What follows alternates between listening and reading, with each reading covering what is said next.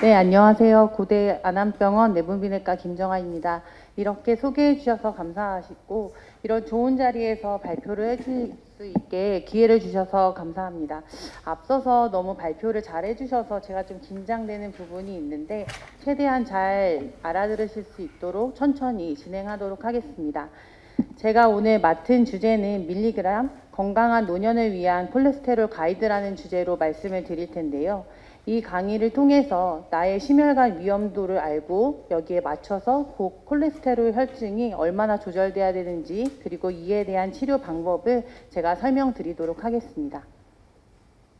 목차는 다음과 같습니다. 먼저 정의를 말씀드리고 유병률 그리고 이상지질혈증 진료 가이드라인에 대해서 설명드리겠습니다. 제가 이 강의를 준비하면서 유튜브를 좀 많이 봤었는데 거기에서 스타틴의 부작용과 이에 대한 그 걱정들을 많이 봤었습니다. 그래서 스타틴이 어떤 효과가 있고 왜 써야 하며 이에 대한 부작용은 어떤 것이 있는지 설명을 드리고 마지막으로는 실제 노령 인구에서 이상지질혈증의 치료는 어떤 방향으로 해야 될지에 대해서 설명드리도록 하겠습니다. 들어보시면 언제는 고콜레스테롤 혈증이라고 했다가 언제는 고지혈증이라고 했다가 또 이상지질혈증이라고 했다가 이래서 좀 고민이 되고 헷갈리는 부분이 있는데요. 고콜레스테롤 혈증은 콜레스테롤이 높은 거를 말하고 고지혈증은 중성지방이 높거나 콜레스테롤이 높은 것을 말합니다. 이에 대해서 해석을 하려면 먼저 지질 단백질이라는 걸 알아야 하는데 몸에 있는 콜레스테롤이나 중성지방을 운반하기 위해서 있는 것이 지질 단백질입니다. 이 지질 단백질이 크기가 작고 그리고 밀도가 작은 것을 HDL, 즉 좋은 콜레스테롤이라고 하고 나머지를 non-HDL이라고 부르고 이것들이 결국 죽상동맥경화증을 유발할 수 있습니다. 이런 것들에 대해서 우선 총콜레스테롤이 있고 그 다음에 중성지방이 있고 이 내부에 좋은 콜레스테롤 HDL 콜레스테롤과 나쁜 콜레스테롤이라고 불리는 LDL 콜레스테롤이 있는데요. 이런 총콜레스테롤과 LDL 그리고 중성지방은 좀 동맥경화증을 유발할 수 있기 때문에 더 낮은 수치로 유지하는 것을 권고하고 있습니다. 이에 총콜레스테롤은 200 미만으로 조절하는 것이 목표이고 240보다 높으면 높다고 저희가 말하고 있고 LDL 콜레스테롤의 경우는 190 이상이면 매우 높고 적정 수준은 100 미만으로 그리고 중성지방은 적정 수준을 150 미만으로 조정하고 있습니다. 앞서 말씀드린 대로 HDL 콜레스테롤은 심혈관 질환을 예방하는 효과가 있기 때문에 낮은 것이 좋지 않고 40 이하를 낮다고 볼 수 있습니다. 이에 이상지질혈증은 죽상동맥경화증 악화에 연관된 콜레스테롤이나 LDL 콜레스테롤, 중성지방의 농도가 상승되어 있거나 아니면 HDL 콜레스테롤 농도가 감소되어 있는 그런 현상을 말합니다. 이 그래프는 우리나라의 주요 사망 원인에 대한 그래프인데요. 이것은 모두 생각하시면 아시다시피 암입니다. 하지만 그 두 번째, 세 번째가 뇌혈관 질환과 심혈관 질환을 차지하고 있습니다. 그런데 이런 고콜레스테롤 혈증은 허혈성 심질환의 56%, 뇌졸중의 18%나 차지해서 심혈관 질환의 중요한 요인으로 자리 잡고 있습니다. 실제로 기여 위험도를 본다고 하면 전체 심뇌혈관 질환에서 우리가 노력을 하거나 식사 조절을 하거나 아니면 약제를 투약해서 조절할 수 있는 요인의 중요한 요인은 흡연, 고혈압, 이상지질혈증, 당뇨병이 있는데 이런 이상지질혈증은 남자에서는 전체 심뇌혈관 질환의 기여도가 세 번째가 되고 여자에서는 두 번째까지 이르는 등 중요한 지표라고 할 수 있겠습니다. 그러면 왜 이상지질혈증을 조절해야 하고 이것이 어떻게 심혈관 질환을 일으키는지에 대해서 간단하게 그림으로 설명드리도록 하겠습니다. 환자가 혈압이 높거나 아니면 염증이나 이런 것에 취약한 상황이 되면 이 LDL이라고 하는 나쁜 콜레스테롤이 혈관 내로 내피세포로 들어가게 됩니다. 이 안에서 기다리고 있던 대식세포라는 것과 같이 결합을 해서 폼셀이라고 하는 거품세포를 만들고 이것에 다양한 이상지질 성분과 칼슘 등이 다 침착이 되면서 이런 지방덩어리를 만들게 됩니다. 이것을 죽종이라고 하고요. 그리고 내부에 있던 평활근 세포가 막 올라오면서 이 위쪽으로 해서 파이브러스 캡, 즉 죽상판을 만들게 됩니다. 그래서 이것이 죽상경화판을 만들면 되면서 이 부분이 점차 증가하게 되면 혈제 피가 가는 그 통로를 일부 막게 돼버리고 이 판이 일부가 절제가 되면 여기 혈전이 나오고 하면서 갑자기 막히는 현상이 발생해서 심근경색 등을 유발할 수 있게 됩니다. LDL 콜레스테롤이 높으면 이 젊은 나이부터 계속 높으면 그 위험도는 계속 축적되게 됩니다. 그래서 이것이 높아지는 것만큼 플락이라고 하는 혈전의 그 생성도 점차 증가하게 되고 심근경색의 위험도는 아주 기하급수적으로 늘어날 수 있기 때문에 LDL은 젊은 나이부터 적극적인 조절이 필요합니다. 그런데 우리나라 이상지질 혈증의 유병률 현황을 보시면 전체 인구의 45.4% 정도에 해당합니다. 이건 2020년의 결과이고요. 국민건강 영양조사를 이용해서 2026년부터 2020년까지 20세 이상의 이상지질 혈증의 유병률을 보았을 때 약 48%가 이상지질 혈증을 가지고 있었습니다. 이 그래프는 나이와 성별에 따라서 그래프를 그린 것인데 나이가 증가함에 따라서 당연히 이상지질 혈증은 증가를 하게 되겠죠. 그래서 나는 젊었을 때 없었는데 왜 내가 지금 왜 고지혈증이 있나요? 라고 말씀을 하시면 이거는 나이에 대한 부분도 상당히 있을 것이라 생각을 합니다. 그리고 남성과 여성을 보게 된다면 남성이 파란색 바인데요. 남성의 경우는 증가하면서 40대에 굉장히 높게 급격하게 증가하다가 40대 이후에는 거의 비슷한 양상으로 유지가 되고 있습니다. 하지만 여성의 경우에는 점차적으로 증가해서 폐경이 되는 나이인 50대에는 56.7%, 60대에는 71%, 그리고 70대 이상에서는 75% 정도가 당뇨병을 이상지질혈증을 가지고 있는 것으로 확인이 되고 있습니다. 사실 이상지질혈증은 그것만 있는 부분은 잘 없죠. 그리고 당뇨병이나 고혈압과 같이 있는 경우가 많은데요. 실제 당뇨병이 있는 환자에서 87.1%가 이상지질혈증이 있고 고혈압이 있는 환자 중 72.1%, 10명 중 7명이 이상지질혈증이 있다고 알려져 있습니다. 그런데 문제가 되는 것은 이상지질혈증은 무증상이라는 점입니다. 그래서 선별검사가 필수적인데요. 선별검사는 20세 이상의 모든 성인에서 하도록 권장되고 있고 만약에 가족분들 중에서 조기 심혈관 질환이 있었던 경우에는 더 젊은 연령에서 시행하고 적어도 4년에서 6년마다 공복으로 검사를 시행하여야 합니다. 그 공복검사는 12시간 이상, 적어도 9시간 이상의 공복이 있어야 정확하게 체크가 될 수 있습니다.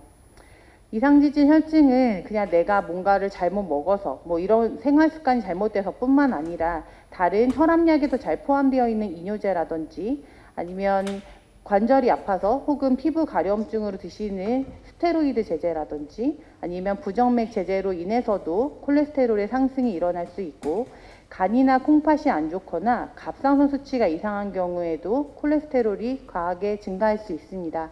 따라서 190 이상으로 증가되어 있을 때는 다른 원인이 있는지를 한번 살펴보는 것이 필요하겠습니다.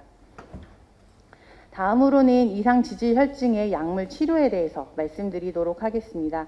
저희가 가장 먼저 생각해야 되는 건 이상지질혈증의 약물은 심혈관 위험도에 따라서 치료가 들어가야 된다는 점입니다.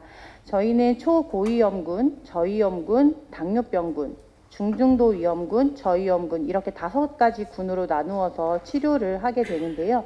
이 각 군에 맞춘 LDL의 목표치를 세우고 그에 맞춰서 스타틴을 투약합니다. 이후 스타틴을 투약하면서 목표에 도달한 경우에는 최대 가용 스타틴 도달하지 못한 경우에는 스타틴 용량을 더 올리고 그렇지 않으면 에제티비브라고 하는 복합제를 더 추가로 투약할 수 있게 됩니다.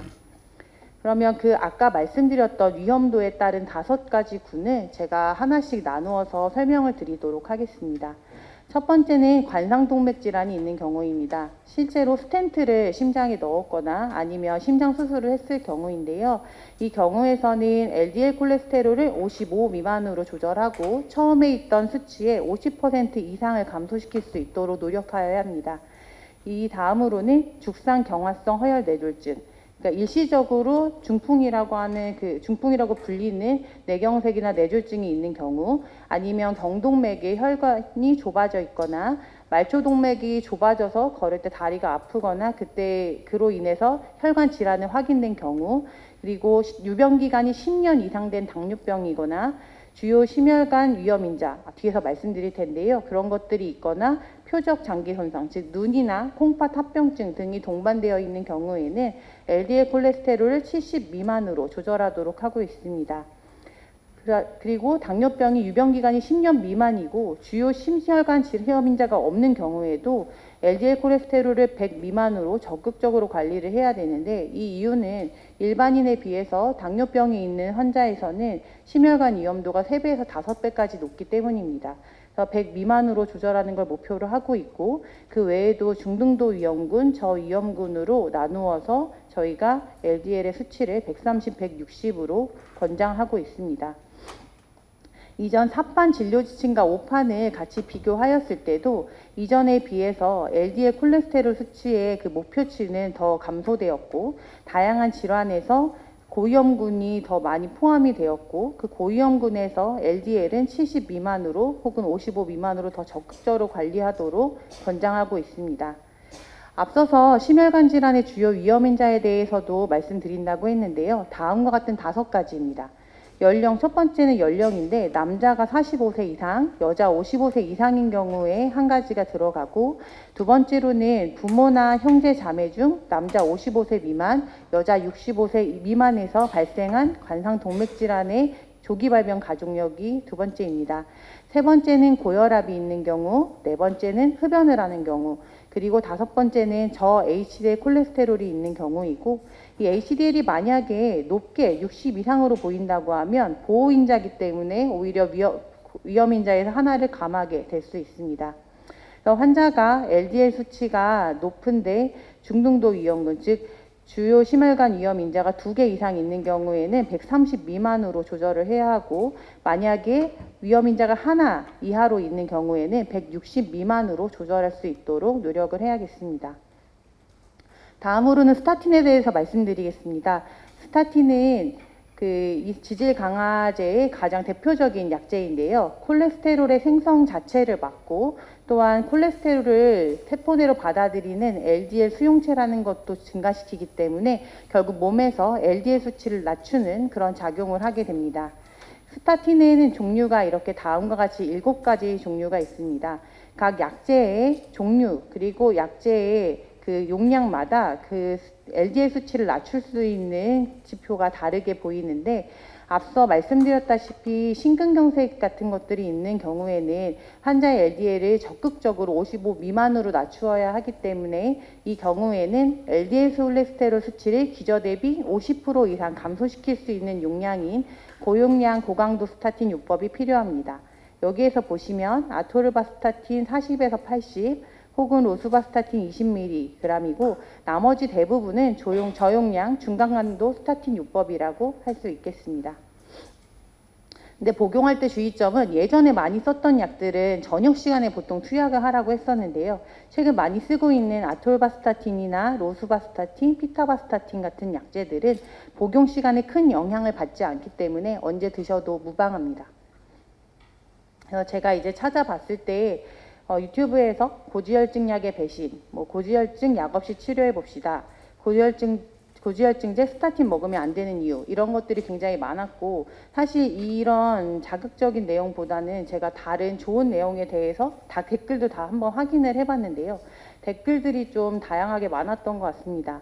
한 댓글에서는 약을 먹고 몸이 좋지 않았는데 이렇게 좋다는 것만으로 나한테 먹게 해서 내가 마루타가 되는 거 아니냐, 선택권이 필요하지 않냐, 이런 말도 있었고, 두 번째는 몸이 너무 무겁고 힘들었는데 스타틴 끊고 이제는 살 것 같다, 이런 식으로 이제 많은 글들이 있었습니다. 그러면 이런 것들 때문에 결국에 고콜레스테롤의 치료율 자체가 굉장히 낮은데요. 유병된 성인의 약 절반 정도에서만 실제로 지질 강화제를 복용한다고 되어 있고, 이전 연구에서도 부작용 때문에 걱정이 돼서 약 50%의 환자가 처방을 받지 않았다고 되어 있습니다. 그러면 스타틴 약제의 부작용이라고 하면 가장 흔한 건 소화장애나 속쓰림, 복통 등이 있습니다. 그리고 나머지로 나타날 수 있는 것은 첫 번째 간독성이 있는데요. 간독성은 약 0.5에서 2%에서 발생하고 약의 용량에 비례합니다. 그리고 간 수치가 정상 범위의 3배 이상 증가하면 그때 검사를 하고 중단 후에 저용량부터 재개할 수 있습니다. 그래서 저희가 처음 처방을 하고 다음에 올 때는 보통 간 수치를 다시 검사하도록 하고 있습니다. 두 번째는 근육 독성인데 스타틴 복용 환자에서 제일 흔한 부작용이고 약 10%에서 나타납니다.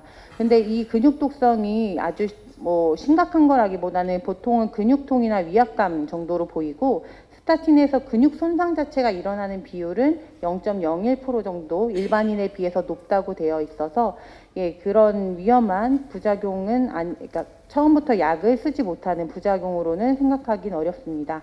그리고 네? 네. 그만해. 네네. 거의 다 했습니다. 네. 당뇨병에 대해서 말씀드릴 텐데요. 당뇨병에 대해서가 제일 가장 걱정이 되는 부분일 텐데 2024년에 나온 그 논문에서는 강도가 낮은 스타틴을 썼을 때 당뇨병의 위험도를 10% 올렸고 높은 강도의 스타틴을 썼을 때는 36% 정도 올렸다는 그런 연구가 있습니다. 그런데 그 높인 정도에 대해서 봤을 때 이걸 혈당이 낮은 군이고 제일 높은 군이라고 했을 때 이런 혈당이 높은 군에서 당뇨병의 발생이 높아졌다는 것이 특징입니다. 결국에는 혈당이 아주 좋았던 사람에서 당뇨병이 발생하기보다는 고령이거나 스타틴 복용 전에 경계선이었던 사람에서 보통 당뇨병이 발생한다는 점이고 따라서 스타틴 복용 전에 공복 혈당을 반드시 확인을 하고 시작을 하고 만약에 당뇨병 전 단계인데 스타틴이 꼭 필요한 경우에는 당뇨병이 진행한다 하더라도 약제를 드시면서 생활 습관을 조절해서 그 수치를 낮추는 것이 결국에 심혈관 질환 예방에 도움이 된다고 할 수 있겠습니다. 그리고 저희가 이제 식이요법을 적정 체중을 유지할 수 있도록 하고 운동은 하루에 30분에서 60분을 권장하고 있습니다. 흡연은 당연히 급연을 권고하고 음주는 가급적 음주할 것을 권고하고 있습니다. 마지막 한 3개 정도 슬라이드인데요. 노인은 세계보건기구에서 65세 이상이라고 하고 심혈관 질환 사망의 대다수가 노인에서 발생하고 심혈관 질환의 사망률은 지속적으로 증가하고 있습니다.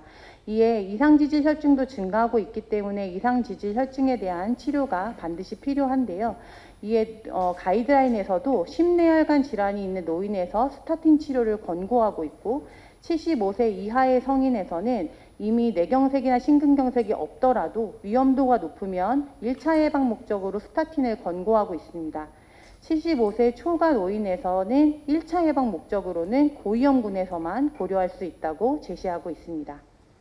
그래서 이전에 있었던 RCT 연구에서도 1차 예방 목적으로 스타틴을 노인에서 65세 이상 노인에서 쓴 경우에 관상동맥질환이 21% 정도 낮출 수 있고 2차 예방 목적으로 쓰는 경우에는 총 사망 또한 20% 정도 낮출 수 있다고 되어 있습니다. 그러면 실제 노인이 약을 썼다가 끊었을 때는 어떻게 됐냐라는 연구를 보시면 장기간으로 쓰다가 약제를 중단하였을 때 결국에 유지한 군보다 더 심혈관 발생의 위험이 높았다는 결과가 있습니다.